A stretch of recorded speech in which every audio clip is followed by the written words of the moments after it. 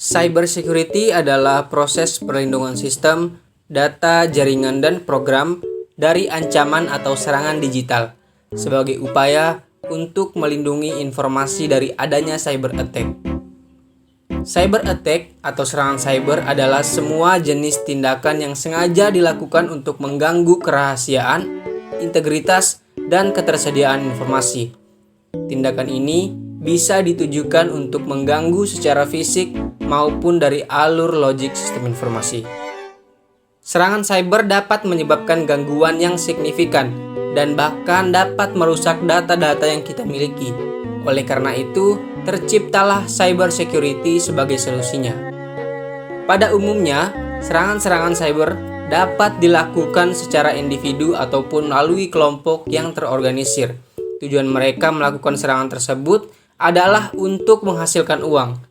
Meskipun demikian, beberapa oknum ada juga yang melakukan serangan cyber untuk tujuan lain, seperti halnya untuk bersenang-senang, mungkin karena dendam, dan masih banyak lainnya. Berikut kami telah merangkum beberapa langkah supaya kita dapat terhindar dari serangan cyber. Di antaranya yaitu selalu memperbarui semua software yang digunakan. Karena terlalu sibuk dengan beberapa kepentingan, terkadang kita lupa untuk memastikan agar semua software yang kita gunakan terupdate tepat waktu. Padahal, pembaruan software ini penting untuk dilakukan karena menjadi salah satu cara mencegah cyber attack. Pengembang software biasanya akan melakukan pembaruan versi pada sistem yang mereka kembangkan untuk meningkatkan kualitas software baik dari sisi performa atau sistem keamanan digital. Jika hacker mengetahui bahwa kita masih menggunakan software lama yang memiliki kecacatan kode di dalamnya, maka mereka dapat mengeksploitasi kerentanan tersebut untuk masuk dan mengakses data-data penting di dalamnya.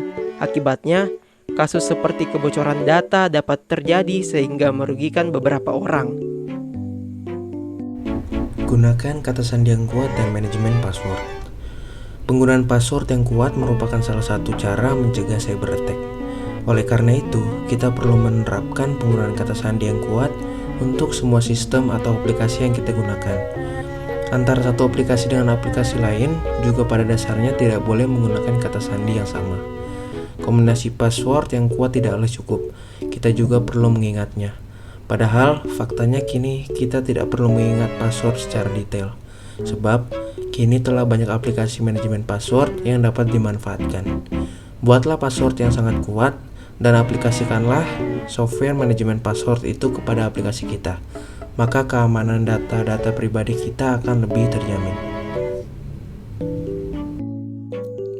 Di era digital, data merupakan aset penting untuk semua orang. Backup data yang dilakukan secara rutin akan membantu kita untuk memulihkan data yang hilang ketika terjadi serangan cyber attack.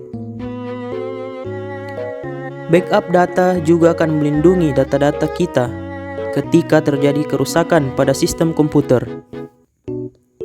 Kita dapat melakukan backup data ke drive eksternal ataupun perangkat portable lain seperti USB flash drive atau USB stick.